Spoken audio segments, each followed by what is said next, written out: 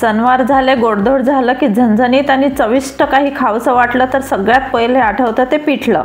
पिठलं ही महाराष्ट्राची signature dish म्हणायला हरकत नाही, कारण महाराष्ट्रात प्रत्येक घरात ही बनतेच.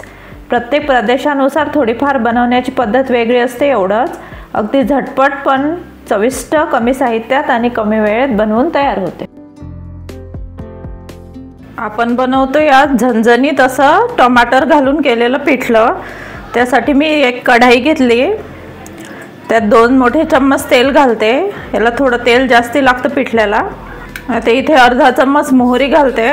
मोहरी मस्त तडतडू द्यायची खमंग. जिरं घालते अर्धा चम्मच.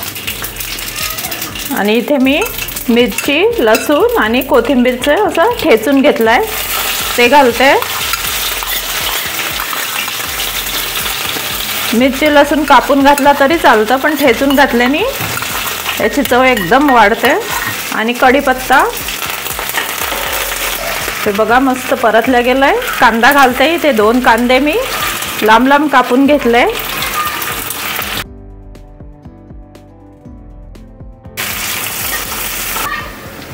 हिंग घालते.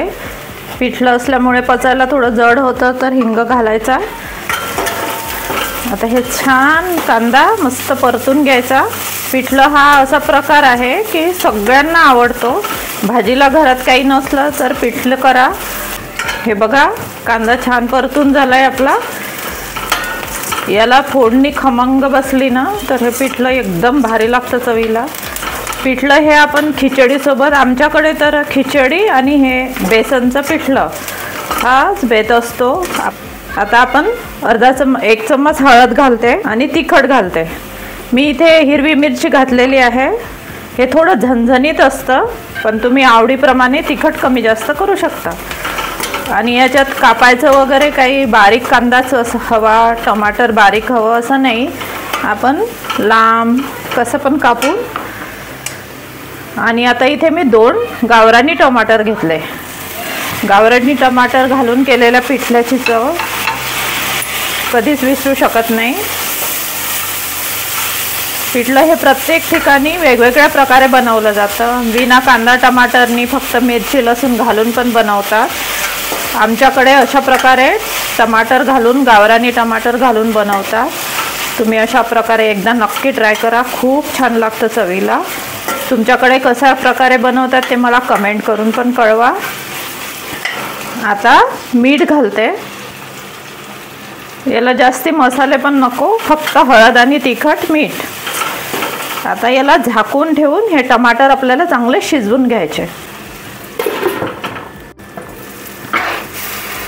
हे बघा कांदा टमाटर सगळे मसाले व्यवस्थित शिजले गेले.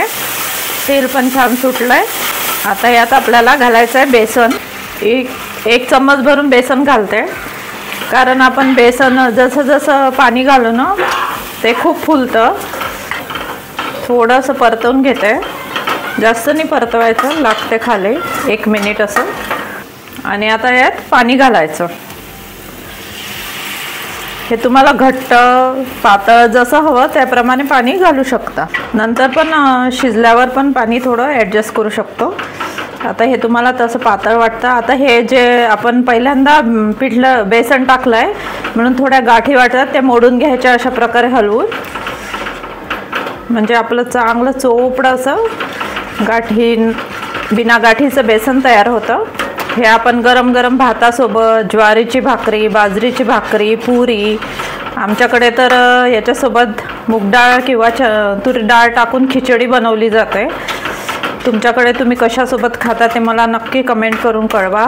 अशा प्रकारे केलं ना तर गाठी बिलकुल होत नाही. बघा व्यवस्थित मिक्स झालं. आता हे जसजसं शिजतं अजून घट्ट होतं. मला थोडं मीडियम कन्सिस्टन्सी पाहिजे म्हणून पाणी घालते मिक्स करून.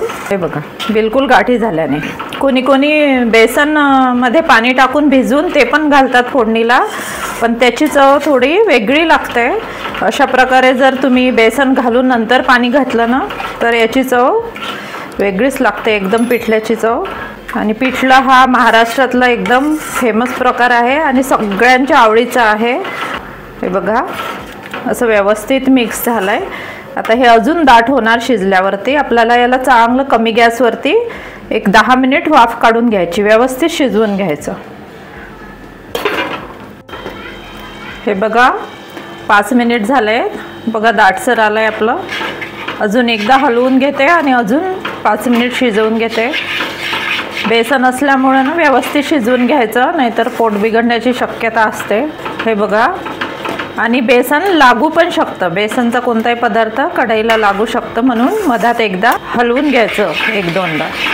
आता अजून एक 5 मिनिट वाफ काढते मंद आचेवरती. आपलं पिठलं तयार.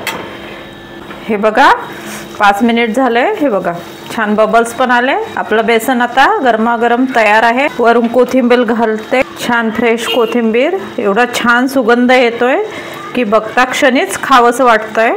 चला पण तर तुम्ही पण करायला घ्या.